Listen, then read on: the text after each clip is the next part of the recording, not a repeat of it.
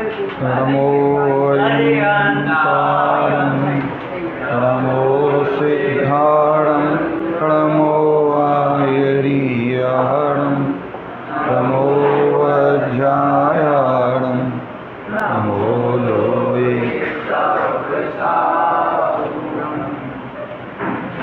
अताम्रं यच्चक्षुकमलयुगलं स्पन्दरहितं जनाङ्कोपापायं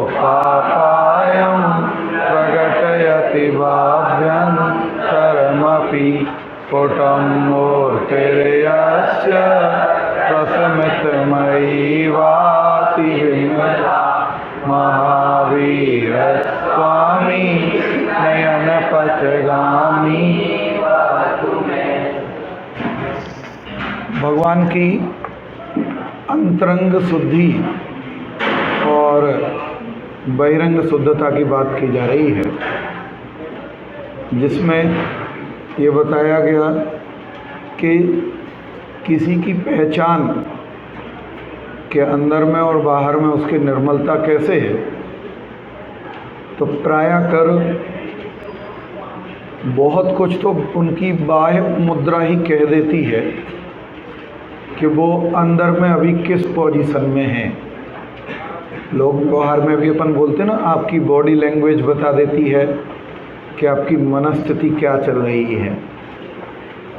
जैसे यहाँ कल हमने एक शब्द पढ़ा, आ जाओ,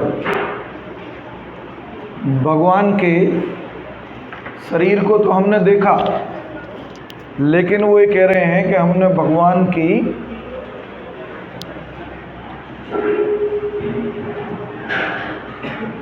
चक्षु कमल, वो भी युगल, चक्षु कमल युगलम से अपनी भाषा में कहें तो दोनों नेत्र कमल, और सरल भाषा में कहें तो उनकी दोनों आँखें हैं। चक्षु तो नेत्र हो गया, कमल हो गया उपमा, और युगल दो हो गए तो उनकी दोनों आँखें, दोनों नेत्र कमल। कभी कभी चरण कमल भी होते हैं, लेकिन यहाँ नेत्र कमल की बात चल रही। लेकिन वे नेत्र कमल कैसे हैं, कैसे हैं वो नेत्र कमल? तो कहते हैं उसकी दो विशेषताएं आई। एक तो वे अताम्रम हैं, दूसरा वो स्पंद रहित हैं।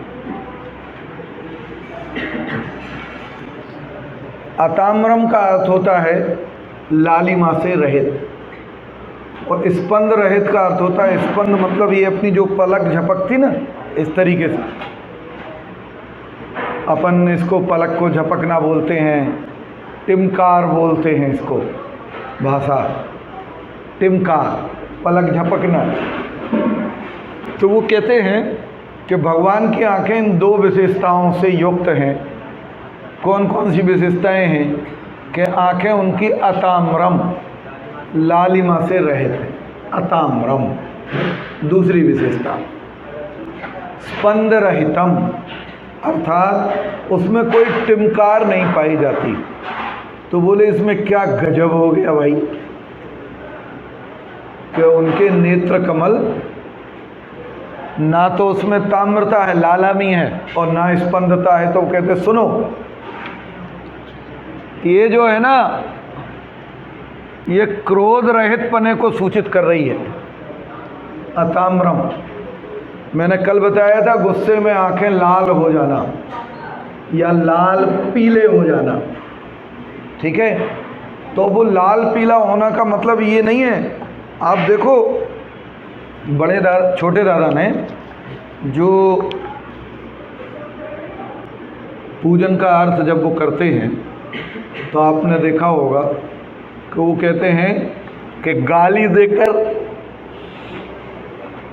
चांटा मारे तो वो शरीर की विकृति वाला, गाली सुनकर गाली देवे तो वो वचन की विकृति वाला, और गाली सुन कर के और मन ही मन में विकृति उत्पन्न करे तो वो मन की विकृति वाला। हम क्या करते हैं कि जैसे कई बार ऐसा होता है कि हम अपने क्रोध को इस तरीके से फिजिकली बाहर नहीं निकालते हैं, तो उस क्रोध की परिचायक आपकी जो बॉडी लैंग्वेज होती है वो बता देती है कि आप गुस्से में हो। वैसे तो बहुत सारे लक्षण हैं गुस्से के, दांत के किटकिटाना, मुट्ठी का भींचना, कभी कभी हाथ पैरों में कंपन, है ना, वचन में गंभीरता,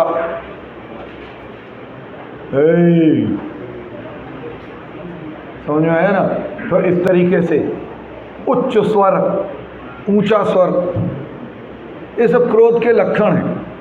आपको क्रोध के बारे में अच्छे से पढ़ना हो तो 2 जगह पढ़ने को मिलेगा, धर्म के 10 लक्षण में जहाँ दादा ने लिखा है, और दूसरा आचार्य रामचंद्र शुक्ल का निबंध संग्रह है चिंतामणि, जिसमें एक क्रोध नामक पूरा एक निबंध ही है, उसमें आपको पढ़ने को मिलेगा।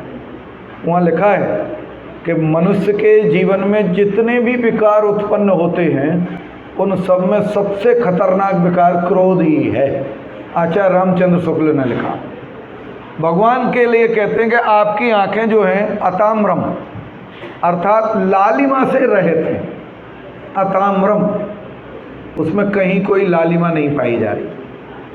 और ये टिमकार क्या होती है, ये टिमटिमाना, तो इससे क्या फर्क पड़ता है? तो वो कहते हैं कि सुनो, कभी कभी अपन आंखों की जो पलकें बंद करते ना, ये द्वेष का सूचक है। हमें कोई चीज़ देख रहे हैं और हमें नहीं देखना, तो हम क्या करते हैं? लेकिन पता है भगवान को ये फैसिलिटी अवेलेबल ही नहीं है। अच्छा, तीर्थंकर परमात्मा, अरहंत परमेष्टि, वो कोई चीज़ नहीं देखना चाहें तो ऐसा चल सकता है कि नहीं देखें? क्यों? क्योंकि उनके केवल ज्ञान में तो सब झलकता है। तो उनके पास तो ये फैसिलिटी ही नहीं है। ये फैसिलिटी तो तुम्हारे पास है संस्कार, कि तुम कोई चीज़ नहीं देखना चाहो तो अपनी आंखें बंद कर सकते हो, तो नहीं दिखेगी तुम्हें। लेकिन उनके पास तो केवल ज्ञान है। केवल का मतलब समझते हो? असहाय। केवल का मतलब मात्र, ना वो मति है, ना वो श्रुत है, ना अवधि है, और ना मन पर्याय है। मति मतलब इंद्रिय मन की सहायता वाला, श्रुत मतलब मति ज्ञान द्वारा जाने गए में विशेष जानने का नाम, अवधि मतलब लिमिटेड, मना पर्याय मतलब जो मन की पर्यायों को जानता हो, लेकिन केवल मतलब असहाय, मात्र ज्ञान जो केवल जानने का काम करता है, तो केवल ज्ञान है वो। तो कहते हैं इन टिमकार का क्या फायदा? बोले कैसा है कि स्पंद रहितम, टिमकार से रहित है। मतलब इससे पता चलता है कि उनको किसी चीज़ के प्रति द्वेष का भाव नहीं है कि जो वो आंखें बंद कर ले में। तो वो कहते हैं कि हे प्रभु, जिनके यत, यत मतलब जिनके, नीचे पुस्तक में देखिए, यत मतलब जिनके, अताम्रम लालिमा से रहित, स्पंद रहितम टिमकार से रहित, चक्षु कमल युगलम, दोनों आँखें, दोनों नेत्र कमल, बड़े आदमी है ना, महान, इसलिए अपन उनकी आंखें नहीं कहते, सम्मान सूचक शब्दों का प्रयोग करते हैं। अरे साहब, आपके तो नेत्र कमल, वैसे हैं आंखें बेबी, लेकिन उनके नेत्र कमल और हमारे आंखें। बचपन में मतलब हम एक मजाक वाला भजन था जो किसी ने लिखा था, छपा हुआ था, कहीं पढ़ा है, भूल गया, अब याद नहीं है मुझे, लेकिन कुछ पंक्तियाँ याद हैं। मतलब उसमें ऐसी उपमाएं दी थी भगवान को, प्रभु जी तुम चंदन हम पानी, आप चंदन हो हम पानी हैं। भगवान आप 100 वाट का बल्ब हो तो हम लालटेन हैं। समझ में आया? भगवान आप मिनरल वाटर हो तो हम सरकारी नल का पानी। ऐसी उपमाएं महत्वता के लिए। हमारी आंखें उनके नेत्र कमल हैं। खैर, क्या फायदा हो रहा है इन आंखों को देख के? तो अपन देखे था ना, भगवान की भक्ति कहते हैं तो कहते हैं, नेत्र युगल जिनवर कहें देखा सब संसार, पर दुखमय गति चतुर में निज याते नासा दृष्टि विराजे। अभी आप लोगों को भक्ति करने का चांस कम मिला है, इसलिए आपको याद नहीं है। याते नासा दृष्टि विराजे, भगवान ऐसे बैठते हैं कि ना तो उनकी आंखें बंद होती हैं और ना खुली। पूर्ण खुली आंखें राग का सूचक है। अपन ऐसा बोलते नहीं बोलते आराध्य, क्या आंखें फाड़ फाड़ के देख रहा है ऐसे। तो ये आंखें फाड़ के देखना अति आसक्ति का सूचक है, और आंख बंद कर लेना ये द्वेष का सूचक है। तो ना भगवान के जीवन में राग है, ना उनके जीवन में द्वेष है, ना अति आसक्ति है और ना किसी से द्वेष का भाव है। तो उनकी दृष्टि अर्ध निमीलित बोलते हैं ऐसे, अर्ध निमीलित। निमीलित का अर्थ होता है बंद, अर्ध निमीलित मतलब आँख आधी बंद और आधी खुली। आप अपने भगवान की मूर्ति का कल सुबह दर्शन करना तो आपको दिखाई देगा, श्वेतांबरों के यहाँ पूरी खुली आंखें बनी रहती हैं, लेकिन दिगंबरों के यहाँ ऐसी रहती नासाग्र दृष्टि वाली। तो न सामने की तरफ देख रहे हैं और न दुनिया से आंखें बंद करी। कितनी बढ़िया बात होगी, देखो आप। मतलब हम ये नहीं कह सकते कि हमने तुम्हारे प्रति आंखें बंद कर ली, ये तो द्वेष हो गया भाई। भगवान द्वेष नहीं, इसलिए लिखा कि ये आपकी स्पंद रहितम टिमकार रहित। तो बोले ये तो कहते जनान, जनान मतलब लोक के जो सदस्य हैं, लोक के जो भक्तगण हैं, लोक के जो जीव हैं, इन जीवों को आपकी ऐसी मुद्रा को देख के पता लगता है क्या, कोप अपायम, जनान कोपायम। कोप माने क्रोध और अपाय का अर्थ होता है रहित। कि ऐसी आपकी आंखों को वो देखते हैं तो ऐसा लगता है कि ओहो कैसी शांत बिल्कुल निर्दोष नेत्रों की मुद्रा है। और ऐसी शांत निर्दोष नेत्रों की मुद्रा कहती कोप अपायम, जनान कोपायम। जगत के जीवों को कोप का अपाय प्रगटयति, दिखाती है।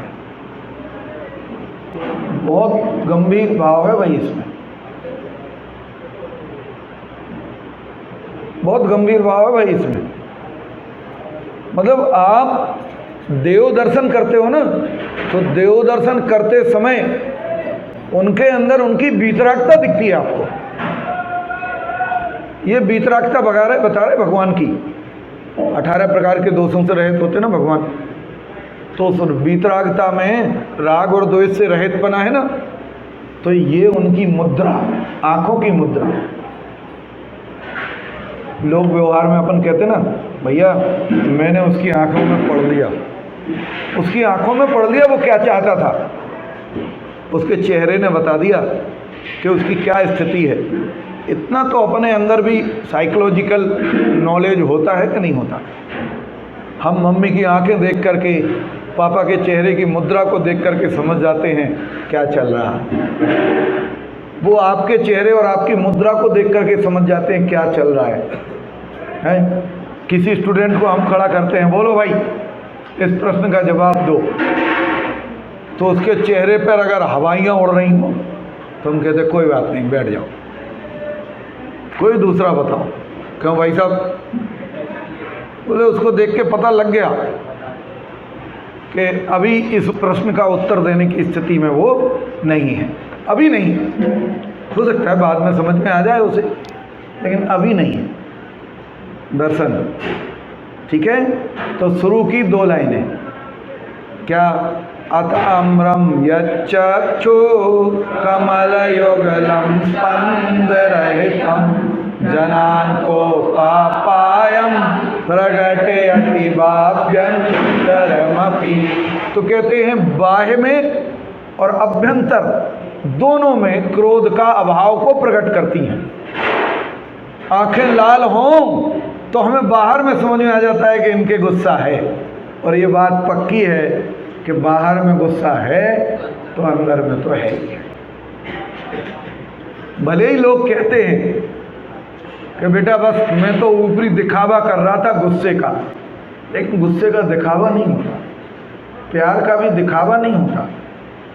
वो कहीं ना कहीं स्वरूप की विरुद्धता का सूचक होता है। वो बाहर में प्रदर्शित होने वाला आपका राग भले ही झूठा हो, बाहर में प्रदर्शित होने वाला क्रोध भले ही झूठा हो बेटे, लेकिन इससे ये पता चल जाता है कि अंदर में वीतरागता तो नहीं है। तो बाह्य और अभ्यंतरम अपि कि बहिरंग और अंतरंग क्रोध के अभाव को प्रदर्शित करता है। बेटे फुटेरा के हो ना, कहाँ के हो? परसौरिया के। हाँ बेटे देखो, यहाँ क्रोध शब्द सिंबॉलिक लेना। सिंबॉलिक का मतलब ये है कि जैसे अपन वीतरागता में एक राग शब्द को सिंबॉलिक ले लेते हैं कि भाई रिप्रेजेंटेटिव है राग, और राग के पीछे होने वाले बाकी के 18 दोष इसमें इंक्लूडेड है, पूरे इसमें ही जोड़ देना 18 के 18। समझ में आया तन्मय? वीतराग कहा तो अपन समझ जाते कि नहीं कि वीतराग का अर्थ 18 दोष। ऐसे ही यहाँ क्रोध के अभाव को प्रदर्शित कर रहे हैं का मतलब ये है कि उनके पूरी निर्दोषता को प्रकट कर रही है, कि उनके अंदर किसी भी प्रकार का कोई दोष अंतर नहीं है, ना अंदर में है और ना बाहर। समझ में आया श्रेयांश? ऐसा नहीं है कि हम बाहर में तो गुस्सा दिखा रहे हैं और अंदर में हमारे बहुत प्रेम है। होता है, मैं मानता हूँ, राग होता है, लेकिन क्या है, एक बार क्या हुआ, बीरबल का बच्चा था, बीरबल का, तो बीरबल के बच्चे को बीरबल ने अच्छे खींच के लगाए 8-10, तो रोने लगा वो। अब रोने लगा तो मनाने का काम आया, तो उसकी पीठ पे जाके हाथ फेर, बेटे तुम्हें पता है ना मैं तुम्हें क्यों मारता हूँ? मैं एक्चुअली तुमको बहुत प्यार करता हूँ, बहुत प्यार करता हूँ, इसलिए मैंने तुम्हें मारा। अब चूंकि वो बच्चा तो किसका था? बीरबल का। तो वो पापा से बोला, पापा देखो प्यार तो मैं भी आपको बहुत करता हूँ, बस ये है कि आप अपना प्यार जो है वो प्रकट कर देते हो और मैं अपना प्यार जो है वो प्रकट। समझ में आया? मतलब बाहर की आपकी एक्टिविटी आपके एक्चुअल में आपके अंदर अंतरंग को भी बताती है। भगवान की आंखें कह रही हैं कि निर्दोष है। जनान जगत के जीवों को कोप का अपाय अंतरंग और बहिरंग क्रोध के अभाव को बता रही हैं। क्रोध का अभाव मतलब क्रोध पहले नंबर की कसाय है, और क्रोध का अभाव मतलब निष्कसाय बता रहे हैं। चलिए आगे। अब ये क्रोध का अभाव हुआ तो तीसरी पंक्ति वाली जो अवस्था है भगवान की वो आई। स्फुटम मूर्तिर्यस्य प्रशमितमयी बाति विमला। यहाँ बाती मतलब वो दीपक की बाती नहीं है। बाती शब्द में दो मिक्स शब्द हैं, वा और अति और विमला। वा अति और विमल। विमल शब्द मतलब विरहित मल, मल से रहित, उसका नाम होता है विमल, मल से रहित पने को। और स्फुटम शब्द का अर्थ है साक्षात। स्फुटम एकदम साक्षात, स्पष्ट रूप से। हाँ विशद ले लो, है ना, क्योंकि अपन विशद कहते ही उसे हैं जिसमें ज्ञानावरण नहीं होता है। निर्दोष ज्ञान कोई तो विशद बोलते हैं, कोई बात। यहाँ भी निर्मल है। कहते हैं स्फुटम मन साक्षात, मूर्तिर यस्य, मूर्ति, मूर्ति मतलब ये पत्थर वाली मूर्ति नहीं बेटा, यहाँ मूर्ति का अर्थ है मुद्रा, उनकी मुद्रा किसी भी प्रकार की हो सकती मुद्रा, लेकिन अभी इनकी जो मुद्रा दिख रही है भगवान की मुद्रा, वो कैसी है मुद्रा कि इस मुद्रा में सब आ गया। जो भक्ति की 2 लाइनें मैंने अभी बोली थी ना, जिसमें हम भगवान के चरण भी देखते हैं, भगवान के हाथ भी देखते हैं, भगवान की आँखों को भी देखते हैं, भगवान की पूरी पद्मासन मुद्रा को भी देखते हैं अपन, तो वो पूरी मुद्रा हो गई। अपने 2 मुद्राएं स्वीकृत हैं, पद्मासन और खड्गासन, लेकिन दोनों मुद्रा में हमने देखा कि स्फुटम मूर्तिर्यस्य प्रस्मितमयी, प्रस्मितमयी, प्रथम शब्द कसाय के रहित पने का सूचक है। प्रथम कसाय रहित, अपनी चालू भाषा में कहें तो शांत। प्रथम शब्द का क्या अर्थ है? शांत। भक्ति में बोलते ना मन, शांत मूर्ति सौम्य मुद्रा, भगवान की ऐसी है ना, शांत मूर्ति सौम्य मुद्रा, ये प्रथम शब्द का प्रस्मितमयी वाति बिमला। लेकिन अपन अन्वय में देखेंगे तो कहेंगे कि जिनकी यस्य, यस्य जिनकी मूर्ति माने मुद्रा, साक्षात जो सामने दिखाई देने वाली मुद्रा कैसी है, तो कहते हैं कि उसमें कुछ विशेषताएं हैं। पहली विशेषता प्रस्मितमयी, शांत है, प्रस्मितमयी एकदम शांत। और कैसी है? अति विमल, अति विमल, वह अति विमला और अत्यंत विमल मतलब निर्मल, मल रहित है। मल कौन से होते हैं? हंस रहे हों तो ये भी मल है, दोष। गुस्सा था वो भी है, पोस्चर गलत तरीके का हो आपका वो भी गलत है, ठीक है। तो आप कल्पना नहीं कर सकते हो कि विश्व में आप कितनी ही मुद्राएं जाकर के देख लो आप, लेकिन जो वीतराग मुद्रा जिनेंद्र देव की है, तो ऐसी मुद्रा आपको किसी की भी और कहीं भी देखने को नहीं मिलेगी। और वो उनकी जो मुद्रा है ना, उसकी एक एक चीज के लिए हम टेक्निकली तर्क दे सकते हैं कि अगर ये ऐसे बैठे हैं तो इसका मतलब ये है कि वास्तव में बैठने लायक या खड़े लेने लायक मुद्रा तो यही है। हम टेक्निकली उसके प्रति तर्क देते हैं, और भगवान तो ऐसे ही होते हैं। आचार्य मान तुंगदेव ने भगवान आदिनाथ की स्तुति करते हुए ये कहा, हे प्रभु बहुत अच्छा हुआ जो मैंने आपसे मिलने से पहले दुनिया के सब देवी देवताओं से मिल लिया, बहुत अच्छा हुआ है। क्यों? क्योंकि यदि मैं सबसे पहले आपसे मिल लेता ना, तो फिर मैं किसी और के पास जाता ही नहीं, और किसी और के पास नहीं जाता तो शायद मन में कहीं ना कहीं ये टीस बैठी रहती, यार एक बार उधर और देख के आ जाते तो अच्छा रहता। तो बोले बहुत अच्छा हुआ जो मैं दुनिया भर के सब देवताओं को देखे आया। लिखा उसमें, मन्नेवरम हरिहरादय एव द्रष्टा दृष्टेषु येषु हृदयं त्वयि तोषमीति किं वीक्षतेन भवतो भुवि येन नान्या कश्चिन् मनोहरति नाथ तमस्सुनाथ।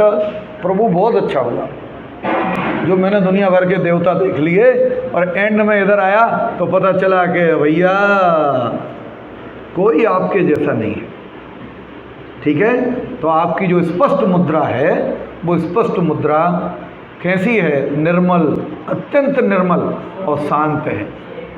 तो प्रस्मितमयी व अति विमला अर्थात निर्मल है, ठीक है। तो ऐसे अत्यंत निर्मल शांत मुद्रा के धारी महावीर भगवान मेरे नयन पथगामी हों, अर्थात मेरे नेत्रों के मार्ग से मेरे हृदय में विराजमान हों, अर्थात उनके गुणों का मैं स्तवन करता रहूँ।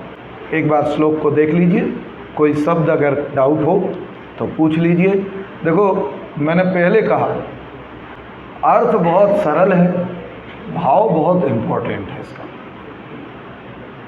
अर्थ के लिए आपको किसी की मदद की जरूरत नहीं है।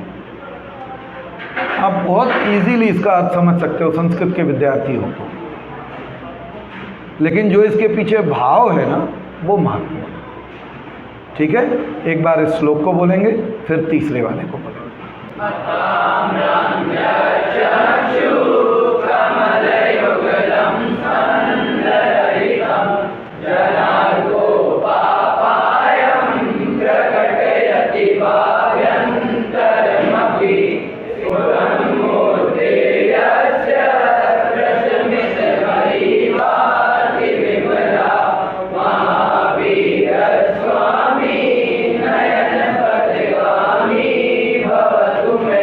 पहले श्लोक में भगवान के केवल ज्ञान रूपी मुख्य गुण को याद किया था।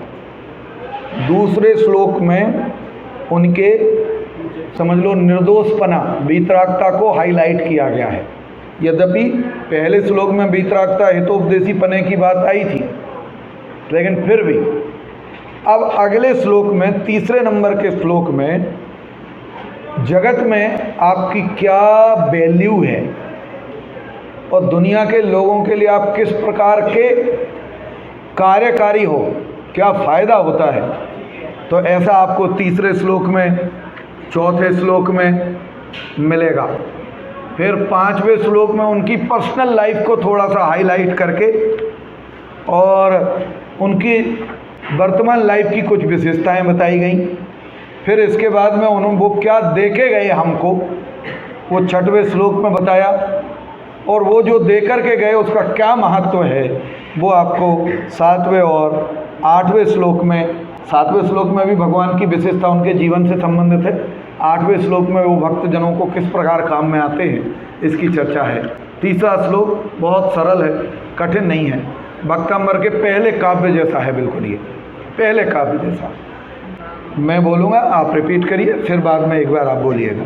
नमन्ना केंद्राली मुकुटमणि भाजाल जटिलम, नमन्ना केंद्राली मुकुटमणि भाजाल जटिलम, लसत्पादाम्बोज द्वयमे यदीयं तनुभृताम्, लसत्पादाम्बोज द्वयमे यदीयं तनुभृताम्, भवज्ज्वाला शान्त्यै प्रभवति जलं वा स्मृतमपि, भवज्ज्वाला शान्त्यै प्रभवति जलं वा स्मृतमपि, स्वामी नयन पथगामी भवतु मे। जी, एक लाइन आप बोलिए, फिर आपको एक बुद्ध सुन करके बाकी लोग रिपीट करेंगे।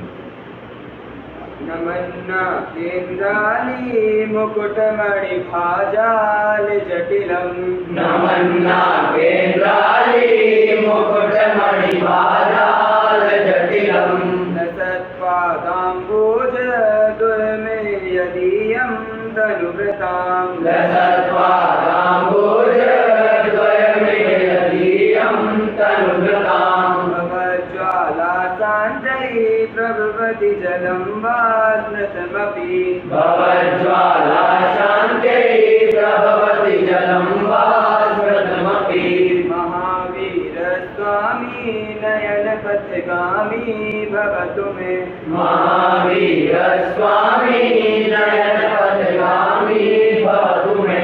बहुत अच्छा। देखिए शब्दार्थ अगर अपन देखेंगे तो नमत, नमत झुके हुए, ठीक है, नमन शब्द लिखा ना, नमन।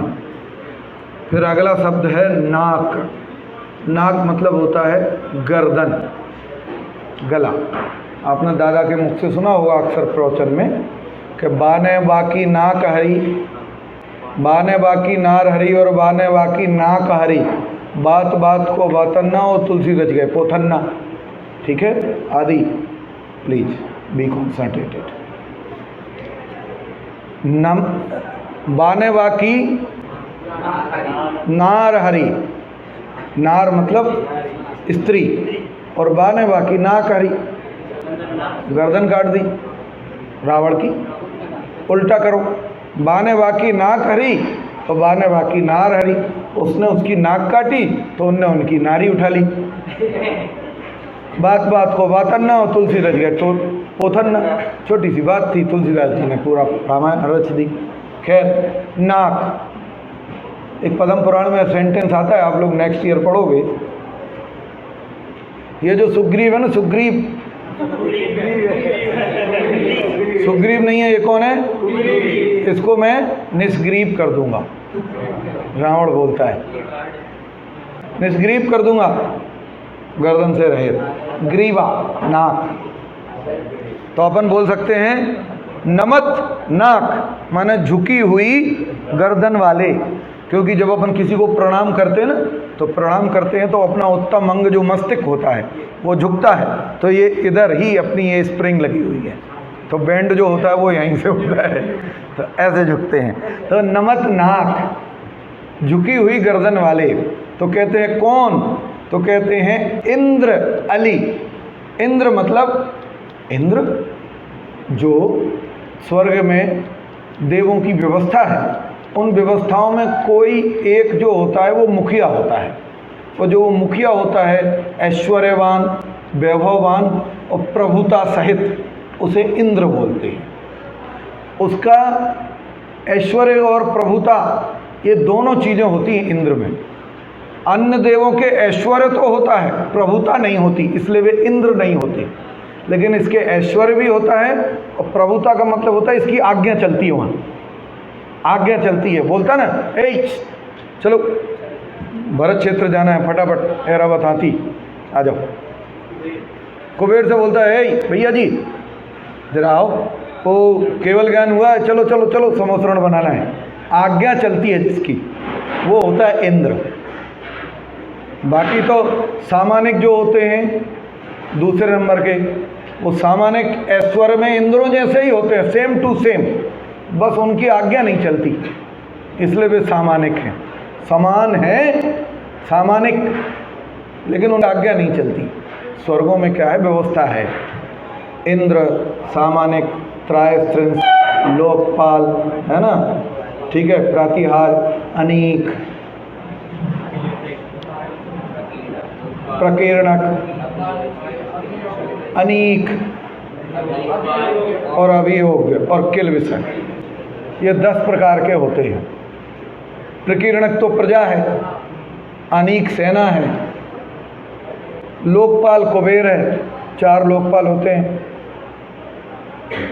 तो ये सब इंद्र जो होते हैं वो हर स्वर्ग में जो है, स्वर्गों 12 स्वर्ग हैं, 16 स्वर्ग स्थान है, ठीक है। और इनके इंद्र जो वैमानिक हैं उनके भेद 12 हैं।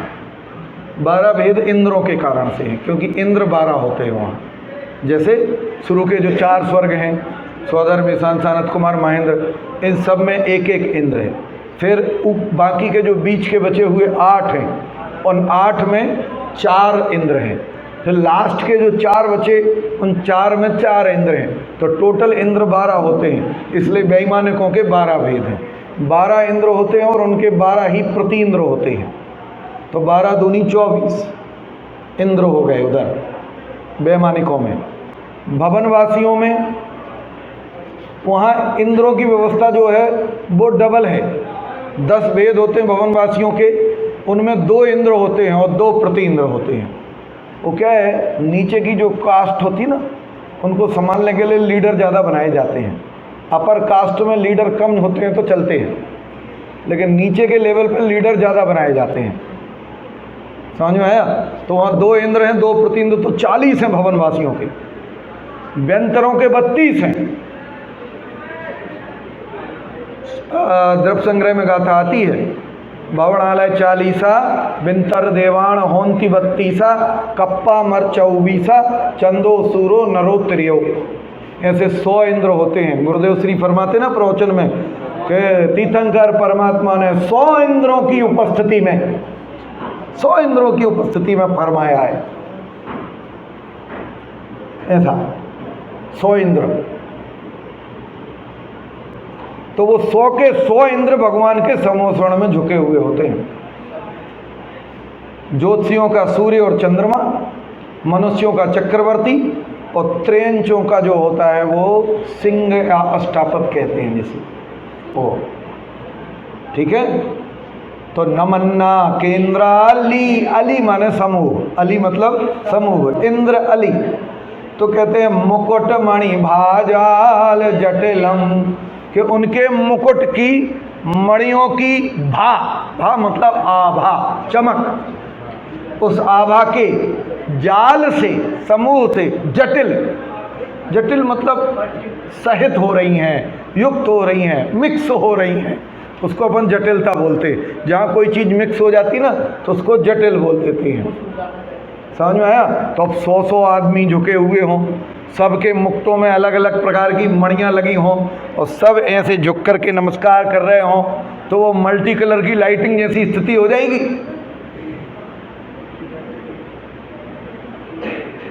तो लसत शब्द का अर्थ तो है शोभायमान हो रहे हैं। क्या? पादाम्बोज, पाद और अम्बोज माने कमल। अम्बु से जो उत्पन्न होता है वो अम्बोज, अम्बु माने जल, अम्बोज जल से उत्पन्न, पादाम्बोज चरण कमल। तो जिनके चरण कमल शोभायमान हो रहे हैं, और कितने चरण कमल होते हैं कि द्वयम, द्वय, दो। बस यहाँ रुकेंगे अपन, यहाँ एक चरण पूरा हो रहा है, फिर अगले शब्द जो हैं वो नीचे की लाइन से जुड़ेंगे। यहाँ 1.5 लाइन का चरण है। तो क्या है आर्जव जी? भगवान की विशेषता बता रहे हैं, ये इनकी जगत स्वीकार्यता है। मतलब देखो, भगवान को 100 लोग नमस्कार कर रहे हैं इसलिए भगवान महान हो, ऐसा नहीं। भगवान महान हैं इसलिए 100 लोग उनको नमस्कार कर रहे हैं। अपने साथ उल्टा है चक्कर। अपन क्या करते, मान लो नरेंद्र मोदी कोई गार्डन में घूम के आ जाए ना, तो अपन तुरंत तत्काल उस गार्डन में घूमने जाएंगे, आखिर मोदी जी गए थे, हैं। सचिन तेंदुलकर कोई टी शर्ट पहन लेवे ना, या विराट कोहली, तो अपने हम भी वही टी शर्ट खरीदेंगे। उसने पहनी इसलिए अच्छी है नहीं, अच्छी है इसलिए पहनी तो जरूरी ठीक है। भगवान पूज्य हैं इसलिए 100 इंद्र उनकी पूजा करते हैं। जगत स्वीकार है, जगत में सर्वश्रेष्ठ हैं इसलिए 100 इंद्र उनकी पूजा करते हैं। मतलब लोक में उनसे बढ़कर के और कोई दूसरी चीज नहीं है। सर्वोत्कृष्ट 3 लोक में पूज्य हैं वो, इसलिए 100 इंद्र उनको नमस्कार कर रहे हैं। तो भावार्थ कैसे निकलेगा कि झुके हुए गर्दन वाले 100 इंद्रों के मुकुट की मणियों की आभा से जिनके चरण कमल शोभायमान हो रहे हैं, ऐसे महावीर भगवान। अब अगली विशेषता, अब अगली विशेषता कि यदि हम, यह माने श्लोक में द्वयम छोड़ देना, 2 तो वो चरण कमल पे आ गए, दोनों पैर, ठीक है, पादाम्बोज द्वयम, दोनों चरण कमल। वैसे तो 2 ही होते, लेकिन कोई आजकल तो एक चरण कमल भी छू लेता है। नई स्टाइल आई ना पैर छूने की। पहले ज़माने में तो दोनों हाथ से दोनों पैर छुए जाते थे, ऐसे ऐसे। और अब कोरोना का ज़माना आ गया तो ना पैर टच होना है ना हाथ इधर टच होना है, ऐसे दूर से ही हो जाता है। हो जाता नहीं? इससे अच्छे वर्चुअली कर लेते मोबाइल पे, हो जाता कि नहीं हो जाता? आजकल सब मनाते हैं, बर्थडे भी मना देते हैं। हाँ बेटा मुँह खोलो मोबाइल है, और ऐसे स्क्रीन में टच कर देते हैं, और जे भी इधर खुश हो जाता पागल है। हाँ अरे इस बार हमने ऐसी बांधी, राखी वर्चुअली, और राग बिल्कुल अपने राग में ही सुखी हो रहे, अपने राग में ही। और है भी ऐसे ही, उसमें स्पष्ट लिखा है, बहना ने भाई की कलाई से प्यार बांधा है, रेशम की डोरी से संसार बांधा है। समझ में आया? क्यों संसार क्यों बांधा? जयचंद जी छावड़ा साहब ने लिखा है, पर द्रव्यंते प्रीति जो है, बस संसार किसका नाम है?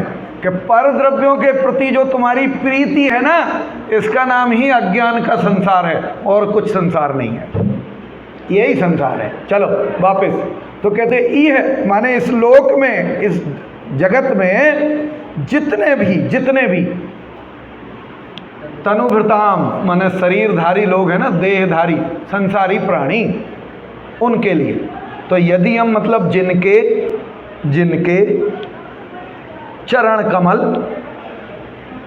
कैसे चरण कमल कि जो झुके हुए 100 इंद्रों की मुकुट की मणियों की आभा से शोभायमान हो रहे हैं, ऐसे चरण कमल तनुभृताम शरीरधारियों के लिए क्या काम कर रहे हैं? तो बोले भावा ज्वाला शांत्यई भवति जलम्बा स्मृतमपि। यहाँ एक उदाहरण दिया कि जैसे दावानल में गहरी आग जल रही हो और ऊपर से जल की वर्षा हो जाए तो दावाग्नि शांत हो जाती है। कैसी ही अग्नि क्यों ना जल रही हो, दावानल बोलते हैं। कई प्रकार की अग्नि होती बेटा, जठराग्नि, बड़वाग्नि और दावाग्नि, ठीक है। बड़वाग्नि बोलते हैं समुद्र में जो आग जल रही होती है उसको। अगर आधुनिक भाषा में कहें तो बड़वाग्नि मतलब जो वॉल्केनो होते हैं ना, और जिन वॉल्केनो में इसमें निरंतर लावा गिर रहा है, तो वो लावा समुद्र में ही गिरता रहता है, समुद्र के अंदर से ही निकलता रहता है, तो वो वॉल्केनो हो गए बड़वाग्नि। दावाग्नि जंगल में जो अभी आप पढ़ते होंगे अखबार में, कैलिफोर्निया के जंगलों में आग लगी, ऑस्ट्रेलिया के जंगलों में आग लगी, ज़्यादातर ब्राज़ील के जंगलों में आग लगी। ये जहाँ घने जंगल हैं, वर्षा वन हैं, तो जरा सी गर्मी पड़ती है और वहाँ आग लग जाती है, तो वहाँ वो दावाग्नि बोलते हैं। चारों तरफ से बढ़ती है, कठिन होती है। और एक होती है जठराग्नि जो अपने पेट में जल रही है। जठर मतलब पेट, इसके अंदर जो अग्नि जलती है वो जठराग्नि है। हाँ, ये कभी नहीं बुझती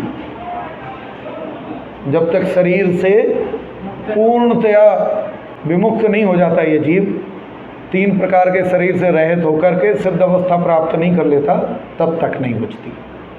सबसे कठिन है जठराग्नि। यहाँ इसलिए बोला तो हे प्रभु, जैसे जल सभी प्रकार की अग्नि को शांत कर देता है, ऐसा ही आपके भी जो चरण है ना, चरण, वो चरण कमल, उनका स्मृतम अपि, उनका स्मरण मात्र ही जगत के जीवों की भव ज्वाला शांति, भव की ज्वाला को, संसार की ज्वाला को शांत करने वाले। अपन बोलते ना, हे प्रभु चरणों में तेरे आ गए, भावना अपनी का फल हम आ गए हैं। यहाँ शरण का अर्थ क्या है? भगवान की शरण का, कि पंच परमेष्ठी द्वारा बताए गए मार्ग को समझकर अपनी आत्मा की शरण ले, वही शरण है। तो चरण शरण में आन पड़े का मतलब कि उन्होंने, जब हम ये पढ़ते थे ना, तो हमारे भाई साहब अनुभव जी कानपुर, उन्होंने हमको ये पढ़ाया था। अनुभव जी कानपुर के रहने वाले, हाँ नहीं, वो अनुभव जी झालावाड़ के हैं वो बेटा। तुम्हें काम है? हाँ जाओ ना, तो इधर से ठीक है, आप डिस्टर्ब मत हो बेटा, मैं भी नहीं होता इन चीज़ों से। वापस, जो लोग शॉर्ट टेम्पर और शॉर्ट कंसंट्रेशन वाले होते हैं ना, उनके साथ बड़ी समस्या हो सकती है भविष्य में। शॉर्ट टेम्पर वालों को किसी पर श्रद्धा नहीं होती, ठीक है, और शॉर्ट कंसंट्रेशन वालों को कभी श्रद्धा का श्रद्धेय नहीं मिलता। ध्यान रखना, श्रद्धा का श्रद्धेय मतलब आत्मा, वो नहीं मिलेगा। और गुस्से में रहोगे तो किसी के प्रति श्रद्धा हो ही नहीं सकती। तो याद रखिए बात। वापस आ जाते हैं अपन चरण कमल में। उन्होंने बताया कि भगवान के चरण कमल के रास्ता, तो बोले भगवान के तो 2 ही पैर हैं, और उन 2 पैरों की शरण लोगे तो आपके संसार की जो ज्वाला है ना वो शांत हो जाएगी। तो बोले कौन से 2 चरण? बोले एक, जब तक श्रावक जीवन में हो तब तक श्रावक धर्म को अंगीकार करो, जब तक मुनि जीवन में हो तो मुनि जीवन को अंगीकार करो, निश्चय में हो तो निश्चय में रहो, व्यवहार में हो तो व्यवहार में रहो। 2 प्रकार से मार्ग को बताया गया है। मोक्ष तो एक ही है, मार्ग भी एक है, उसका प्रूपण 2 तरीके से किया। लेकिन यहाँ जो प्रयोग है वहाँ इसका वो अर्थ नहीं। यहाँ तो सीधी बात है, जब जब हम भगवान की भक्ति स्तवन आराधना कर रहे होते हैं, हमारे अंदर जो राग द्वेष की और कसाई की ज्वाला चल रही होती है वो निश्चित रूप से शांत हो जाती है। टोडरमल जी साहब ने मोक्ष मार्ग प्रकाशक ग्रंथ में लिखा ना, अरहंत आदि की भक्ति विशुद्ध परिणाम है, कसाई की मंदता रूप परिणाम है। तो जो कसाई की अग्नि जल रही थी वो कसाई की अग्नि शांत हो जाती है, और वो कसाई अग्नि ही संसार सागर को बढ़ाने वाली थी। इसलिए यहाँ लिखा भवज्वाला शांत्यई, भव की ज्वाला को शांत करने में जो कारण है, ऐसी भवज्वाला शांत्यई, भवज्वाला मत्यई शांत्यई, ठीक है, तृतीय विभक्ति है ना कारण के अर्थ में, ठीक है, तो ये करण है। तो बोले भव की ज्वाला को शांत करने के लिए जो कारण है ऐसे, और वो कारण क्या कि चरणों का स्मरण, अर्थात भगवान के गुणों का स्मरण। हाँ तो तुम लोग बताओ ना, हम थोड़ी संस्कृत पढ़ा रहे हैं। हाँ तो भव की ज्वाला को शांत करने के लिए, अब सही है, ठीक है, अपने तो अनेकांत है, टेंशन मत लो आप। वहाँ भी सही था तो ये भी बिल्कुल सही है, कोई दिक्कत नहीं, ठीक है। हाँ आदि कुछ और पूछना? हाँ वो कल के जैसा ही होगा, भू धातु भा भी है और भू भी है।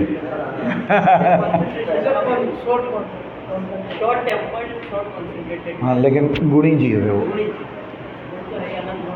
हाँ नाम भी आदि है, वो तुम देख लेना, ठीक है। सरल अर्थ ये है कि अपनी कसायों की मंदता के लिए जगत के जीव जिनके चरणों का स्मरण करते हैं, भक्तांबर में भी यही प्रयोग है, हे भगवान आपका सानिध्य तो दूर और आपका स्तवन तो छोड़ो, स्तवन की प्लानिंग करते ही हमारा पाप जो है तो शांत हो जाता है। ऐसा ही है। चलिए एक बार श्लोक बोलिए फिर शांत।